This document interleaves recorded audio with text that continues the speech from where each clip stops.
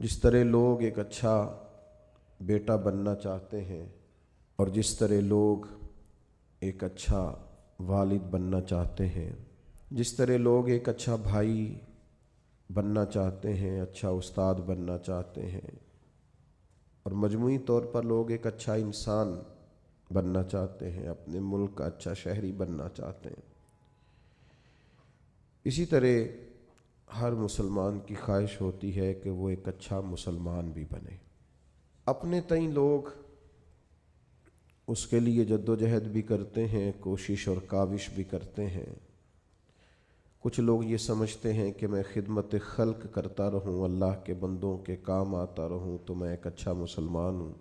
کچھ لوگوں کا یہ خیال ہوتا ہے کہ اگر میں سخاوت صحیح طور پہ کرتا رہوں، اپنا حلال اور محنت سے کمایا ہوا پیسہ راہ خدا میں خرچ کروں تو یہ میرے بہترین مسلمان ہونے کی علامت ہے۔ کچھ لوگوں کی یہ رائے ہوتی ہے کہ وقت پر نماز پڑھوں، زکوٰۃ ٹائم پہ دوں، حج فرض ہونے پر فوراً کر لوں، اللہ تعالیٰ عمرے کی سعادت بار بار عطا کرے تو میں ایک اچھا مسلمان ہوں۔ ہم نے لوگوں کو یہ کہتے ہوئے بھی سنا ہے کہ چونکہ میں کسی کو تکلیف نہیں دیتا، میری وجہ سے کوئی پریشان نہیں ہے، میرا لب و لہجہ محتاط ہے، تو میں ایک بہترین مسلمان ہوں۔ تو اپنے اپنے حساب سے لوگ تعین کرتے ہیں کہ میں ایک اچھا مسلمان ہوں۔ کیوں نہ ایسا کریں کہ اللہ کے قرآن سے پوچھیں کہ بہترین مسلمان کون ہے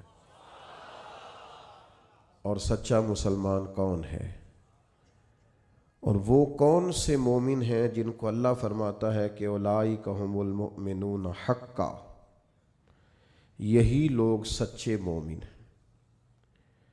قرآن مجید کی سورہ انفال اللہ تعالیٰ نے ارشاد فرمایا، انما المؤمنون الذین اذا ذکر اللہ وجلت قلوبہم واذا تلیت علیہم آیاتہ زادتہم ایمانا وعلی ربہم یتوکلون۔ فرمایا وہی لوگ سچے مومن ہیں، وہی اصل میں ایماندار ہیں۔ الذین اذا ذکر اللہ وجلت قلوبہم، جب اللہ تعالیٰ کا ذکر کیا جائے تو ان کے دل ڈر جائیں۔ پہلی ان کی نشانی یہ ہے کہ مالک کے ذکر کے وقت اللہ کی عظمت و جلال کی وجہ سے ان کے دل کانپ اٹھتے، دل لرز جاتے ہیں ان کے۔ وَإِذَا تُلِيَتْ عَلَيْهِمْ آيَاتُهُ زَادَتْهُمْ ایمانا، اور جب ان پر اللہ کی آیتیں پڑھی جاتی ہیں تو ان